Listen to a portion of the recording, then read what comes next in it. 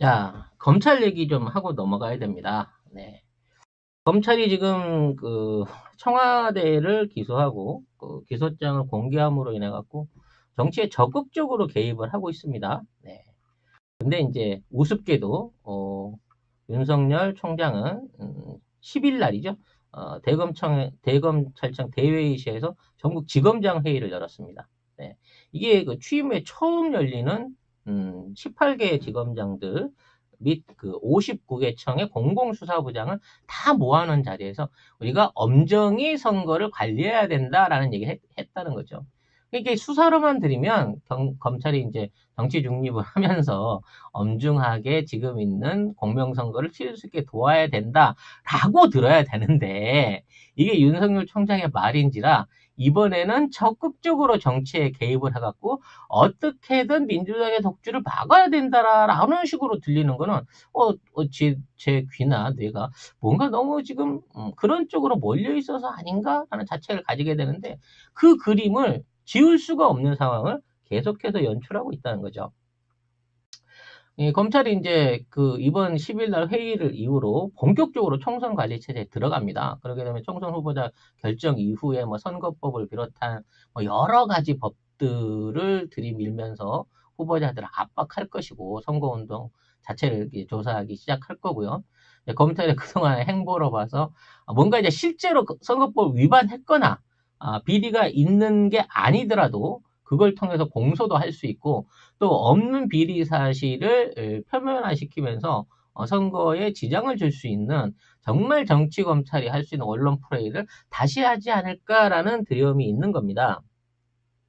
그런데 여기에 이제 공소장 유출 관련한 논란이 일어나면서 이게 얘네들이 정치에 관여하고 있는 게 맞다라고 하는 얘기를 더 듣고 있는 것이죠.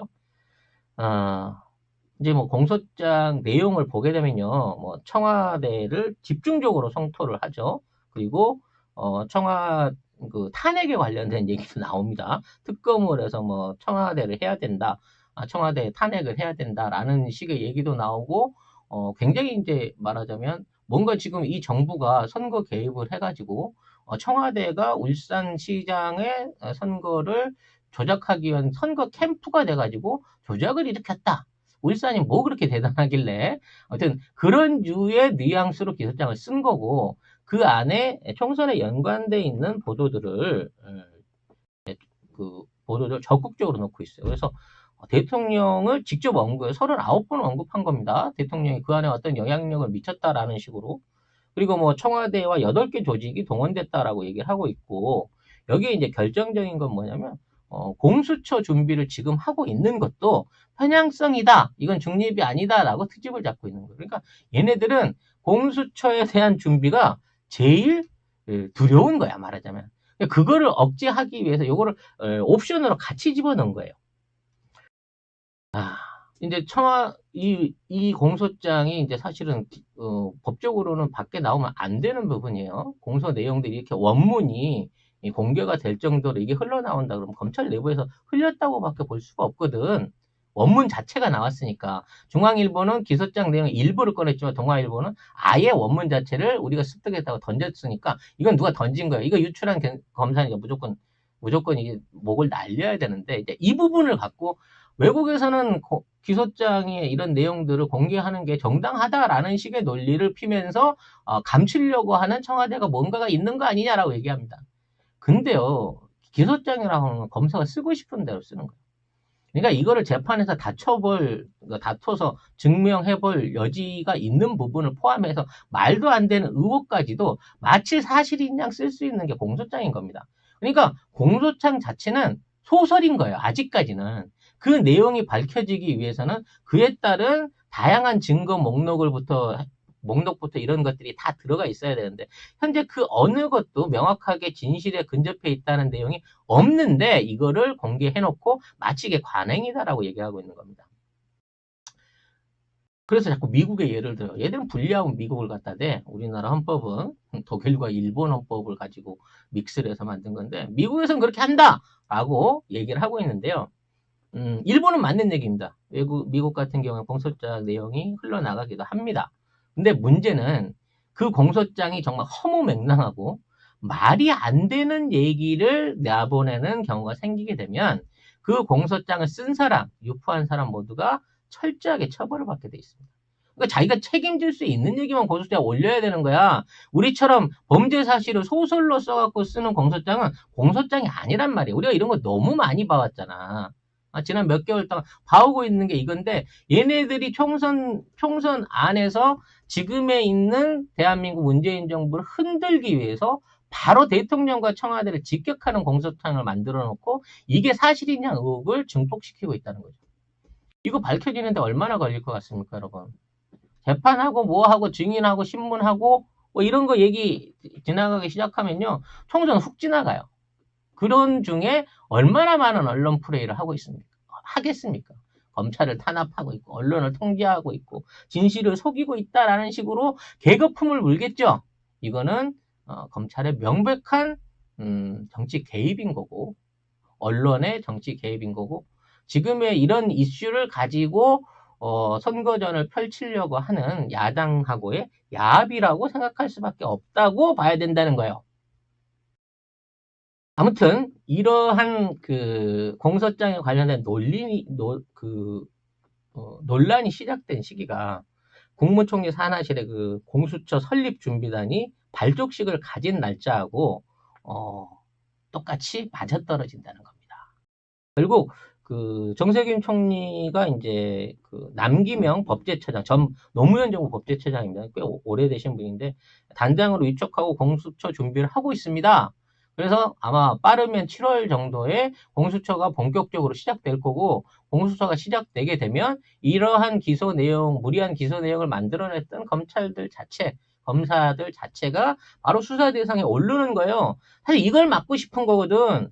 이걸 막기 위해서는 총선에서, 그러니까 7월 전에 총선에서 여당이 참패를 하고 야당이 이겨가지고 어떤 형태로 국회에서 압박을 가해줘야만 이 부분을 해결할 수 있는 거예요. 아니면 대통령이 지금까지 해왔던 모든 계획을 덮어버리고 공수하지 말자라고 해야 된다는 겁니다. 그걸 압박하기 위한 수단으로 이걸 쓰고 있는 거예요. 결국 지금 있는 사단의 최종 목적은 정치개혁도 정치개혁이지만 공수처의 설립을 어떻게든 저지해보자는데 그 목적이 있다고 봐야 되는 겁니다. 그래서 이제 이 공수처가 그 시작되는 여기에 이제 추미애 장관이라든지 뭐 진영위원 지금은 이제 행정안전부 장관이죠. 노영욱 실장, 뭐 김조원 민정수석 뭐 이런 분들이 여기 참여를 했는데 여기에 대해 가지고도 정치적 중립이 아니다.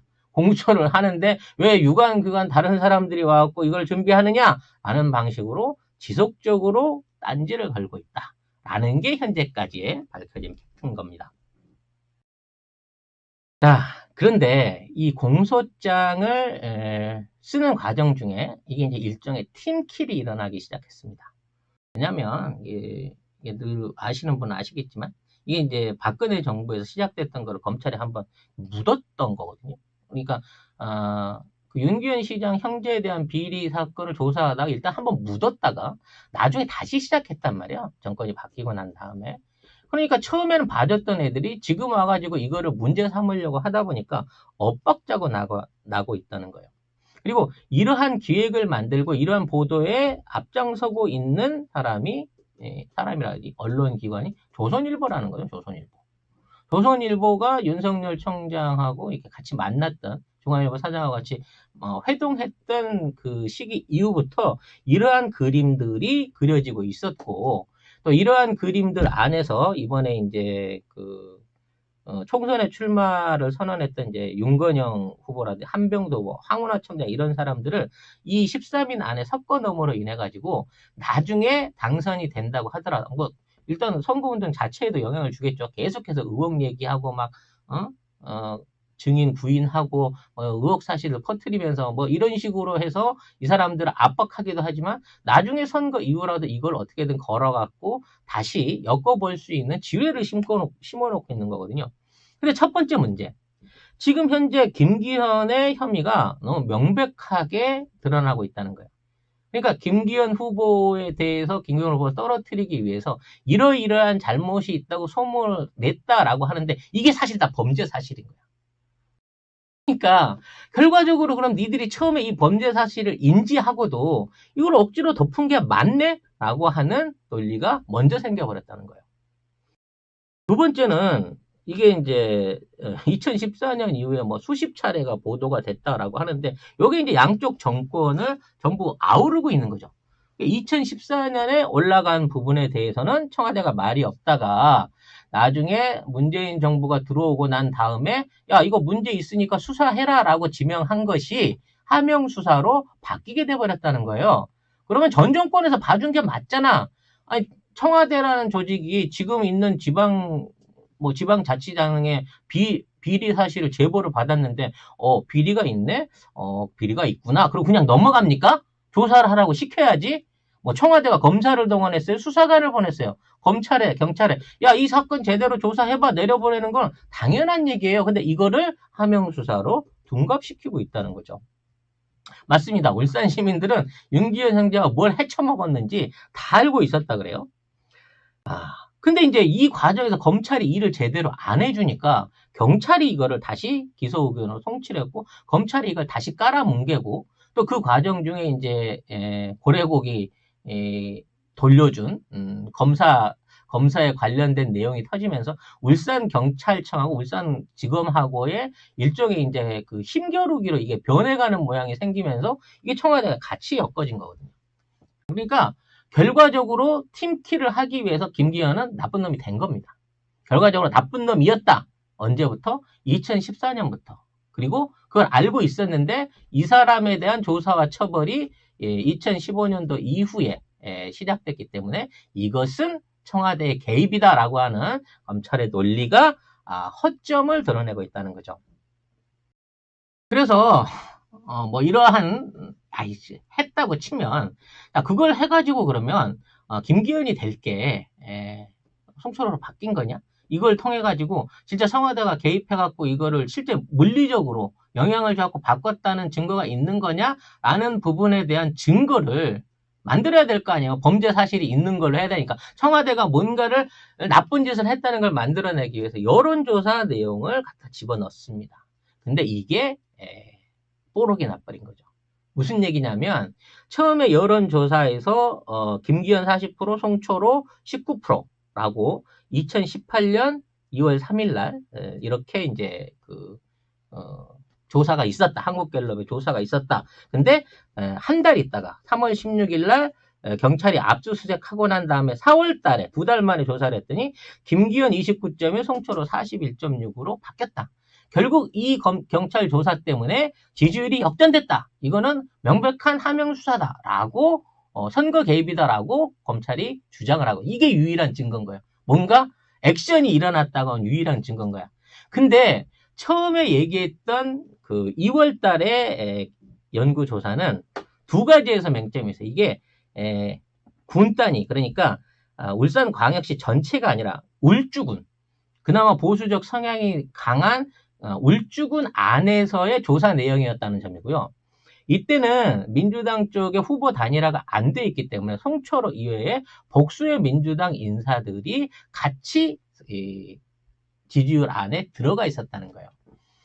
그러니까 이 내용들이 울산 전체 내용도 아니고 군 단위야. 인구가 그렇게 많지 않은 울주군 안에서 굉장히 보수적인 지역 안에서의 내용이 사실인 것처럼 얘기했고 그 당시는 민주당은 선거 단일 후보 단일화 안 돼 있었다는 거죠. 근데 4월 달에 했을 때는 울산 전체 지역에서 다시 재조사를 한 거고 단일화가 일어났기 때문에 이러한 지지율 역전이 일어났다는 거를 알고 있으면서도 왜냐면 검찰이 조사했으면 이게 어디 조사에서 나오는지 알고 있는데 이 조사 내용을 완전히 개무시해버리고 이게 주어를 다 빼버리고 이렇게 지지율 역전이 되는데 경찰의 압수수색 결정적인 역할을 했다라고 우기고 있다는 거예요. 근데 아직 재판이 시작되기도 전에 야 이건 증거로서 가치 없는 거 아니야? 이게 말이 돼? 라고 하는 지적을 받고 있다는 겁니다. 결과적으로 이게 왜 중요하냐면요. 김기현은 어차피 떨어질 사람이었다는 거예요. 그리고 이러한 추세를 청와대가 이전에 이미 알고 있었기 때문에 사실상 개입할 아무 여지가 없다는 거죠. 그냥 냅두면 자연스럽게 김기현은 그냥 떨어지는구나 라는 걸 알고 있었는데 이러한 부분이 있어서 개입을 해갖고 바꾼 것처럼 얘기를 하고 있고 거기에 대한 증거는 물리적으로 지금 방금 들이댄 여론조사의 수치 변화밖에 없다는 면에서 이건 공소 자체가 이루어지지 않는다는 거지. 액션이 없었다는 거야, 애초에. 뭐 김기현을 떨어뜨리기 위한 목적으로 그러한 액션을 취할 아무 이유가 범죄 동기가 없는 거예요. 근데 이런 것 자체를 만들어내고 있다는 겁니다. 아무튼 뭐 재판이 이어지게 되면 이 부분은 이제 집중적으로 다룰 문제가 되겠지만 일단 이런 내용들로 인해서 검찰의 공소장에 문제가 있고 없음을 지적하는 게 아니라 이게 계속 뉴스를 타면서 가짜 뉴스들과 어떤 청와대 비리에 관련된 부분을 자꾸 자극하는 방식으로 표를 깎아먹기 전략으로 갈 것인데 뭐 이게 만일에 어느 정도 프레임이 먹혀가지고 그네들이 수성하고자 하는 울산 TK, PK 지역에서 영향을 미친다고 하면 이거는 걔들이 의도한 대로 우리 국민이 어리석게 속아 넘어가는 결과 된다는 거예요. 우리가 적극적으로 알려야지. 그쪽에 계신 분들한테 이게 진실임을 알려야 되는데 과연 그러한 대한매체의 역할이라든지 정보의 공유화가 이루어질 수 있을지 이 부분도 참 걱정이 되는 부분입니다. 어찌됐거나 검찰은 7월달 공수처 시작을 일종의 데드라인으로 보고 있는 것 같습니다. 이번 총선 안에서 어떤 일정한 성과를 이뤄내지 못하면 검찰이 할 수 있는 게 이제 아무것도 남지 않습니다. 이 뭐 인사를 통해 가지고 검찰에 이제 그동안 해왔던 관행들을 1차 저지를 시켰고요. 이 공수처가 설립되게 되면 지금 뭐 달려 들어갈 사람 우리 그 리스트로 뽑은 거 전화번호부 수준으로 나오지 않습니까? 과거사까지 다 들어가게 되면 그러면 이런 종류의 어떤 종말을 뻔히 알고 있는 검찰이 정말 목숨을 걸고 배수진을 걸고 이번 총선에 관여를 할 것이기 때문에 정말 이번 총선도 역대급으로 난장판, 진흙탕, 막 뭐랄까요, 비난전이 오가는 그런 더티한 선거가 되지 않을까라는 걱정이 듭니다. 왜냐하면 그들이 할 수 있는 건 물 흐리는 것밖에 없으니까요. 지들이 뭔가를 잘 하겠습니다. 라든지 이렇게 해서 이 나라를 바꿔놓겠습니다. 라든지 사실 우리 때는 이만큼 했기 때문에 잘했습니다라고 내세울 수 있는 게 아무것도 없잖아요. 외교가 됐든 경제가 됐든 방역 문제가 됐든 뭐 하나 복지 문제가 됐든 이 정권 지금 문재인 정권이 해왔던 지난 발자취하고 이명박근혜 정권이 해왔던 거는 너무 비교되잖아요. 지들도 이거 꺼내놓고 이걸 수치화해서 비교하기에는 너무 무리가 있다는 거 알아. 그러니까 이걸 다 뭉개지면서 무조건 나쁜 놈들이에요. 잘못하고 있어요. 라고 하는 모함 전술밖에 펼 수가 없다는 게 이번 선거를 우리 국민들이 정말 더러운 말을 어쩔 수 없이 들어야 되는 듣고 나서 귀를 씻어내고 제대로 된 투표로 저들을 응징하는 길밖에 없다라는 게 참 안타까운 상황인 걸로 보여집니다. 하지만 여러분들이 선명한 선택 하실 걸로 믿고 있습니다. 우리가 어떤 국민입니까? 오스카상을 7번 영화를 만드는 문학 청년이 타온 국민입니다. 우리가.